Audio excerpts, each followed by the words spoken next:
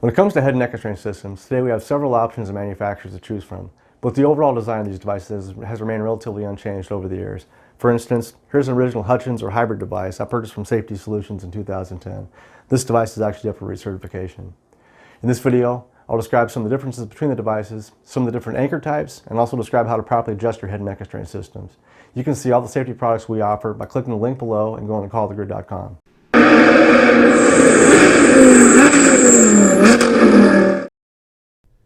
When it comes to head and neck restraint systems, we now have many options of manufacturers to choose from, but basically they come in two major designs.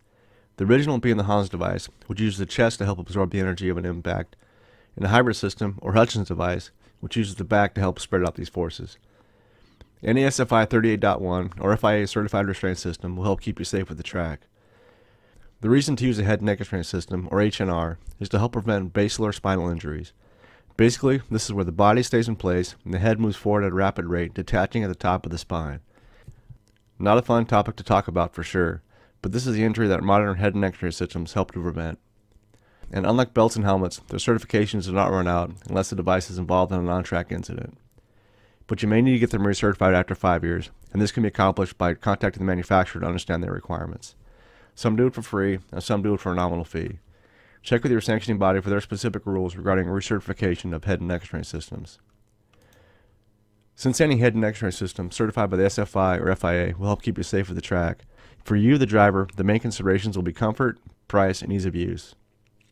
Although first offered for sale on a limited basis in 1991, it was the death of Dale Earnhardt at the 2001 Daytona 500 that greatly escalated the sale and use of head and neck restraint systems, as many sanctioning bodies began to make them mandatory. In the accident that took Dale's life, Dale was only traveling 43 miles per hour when the impact occurred, but it was a 50G impact. In 2002, the FIA develops the 8858 standard for FHR, frontal head restraints.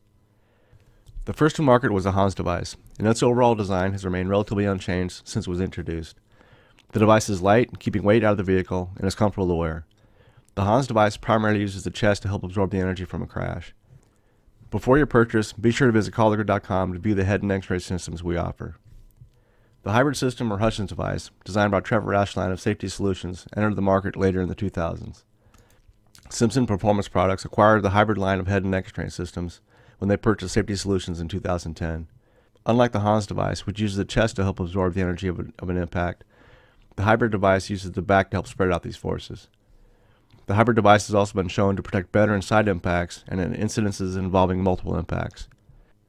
And the hybrid system may be a good option for HPDE or time trial drivers, since it is designed to provide protection with just an OEM 3-point harness.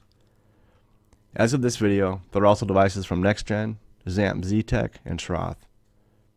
Early in the evolution of head and neck restraint systems, some devices only worked with 2-inch belts, and even some 3-inch belts came with the upper section being 2 inches to accommodate the head and neck restraint system.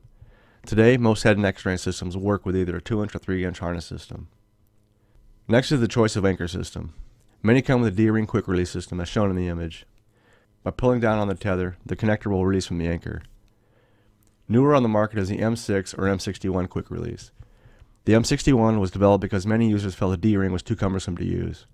Caution though, if you have an FIA certified head and neck restraint, you'll need to make sure the M61 anchor comes with nut washers that are also FIA certified. Post anchor is the original anchor type and works with a spring-loaded clip that slides into place. A primary difference between the other two anchor systems is the post anchor system does not come with a quick release tether. The device is released by reaching back with your hands to disengage the spring-loaded clip. Before purchasing your Hans device, the angle of your seat needs to be considered. From the images shown, the angle of the collar should be about 60 to 90 degrees from the horizontal. Shown here is the model of Hans needed based upon seat angle. The Model 10 works for a 10-degree layback, and the Model 20 works for a 20-degree layback, and so on. Most road racing seats have a 20-degree layback, but check yours to be sure prior to your purchase. If you wear a head and neck restraint but is not properly adjusted, you are not doing yourself any favors. You might as well not be wearing one at all. When wearing a head and neck restraint, you should feel restrained. This may take some getting used to. My first track session wearing a properly adjusted head and neck restraint, I did feel restrained. I could not move my head as much side to side and had to use my mirrors more. This may take some getting used to. It is best to adjust the head and neck restraint in the car fully strapped down. Side to side, you should not be able to move your helmet more than 20 degrees or so, and you should hear it click with helmet movement indicating the limit has been reached. pushing the head forward, you should also hear a click indicating the limit is reached. If you feel restrained in the seat, most likely the head and neck restraint is properly adjusted. If you don't feel restrained and have full movement side to side, most likely it is not properly adjusted. Finally, after purchasing your head and neck restraint system and having it properly adjusted, you want to practice ingress and egress from the vehicle. I find it easier to put on the head and neck restraint and attach to the helmet prior to entering the vehicle. This way, if I need help, I can request it. If I'm trying to do this inside the vehicle and grid time is approaching, I may feel rushed to miss something, and it's also harder to request help once inside the vehicle. Practicing egress is one of the most critical things you can do. This way you are prepared in a case where you had to exit the vehicle quickly. Most sanctioning bodies have a timed egress requirement. Years ago when I worked tech for NASA, we had a requirement that drivers be able to egress from the vehicle within 10 seconds. With the driver still fully strapped in, we would impound one vehicle at random just as they came off track. The driver had 10 seconds to exit the vehicle with the worst case scenario of the door being jammed shut. In your shop, be sure to practice egress with the steering wheel attached, fully strapped in, and wearing your head and neck restraint. Have someone time you. And another word of advice and an overall good practice. When you come off track and park in your pit stall during a normal track day, try and stow your equipment and exit the vehicle the same way each time. This way it becomes muscle memory. Doing it the same way each time, you won't need to think about it in a case where you had to exit quickly. For instance, detach steering wheel and stow, unstrap, make sure harnesses are out of the way, then exit.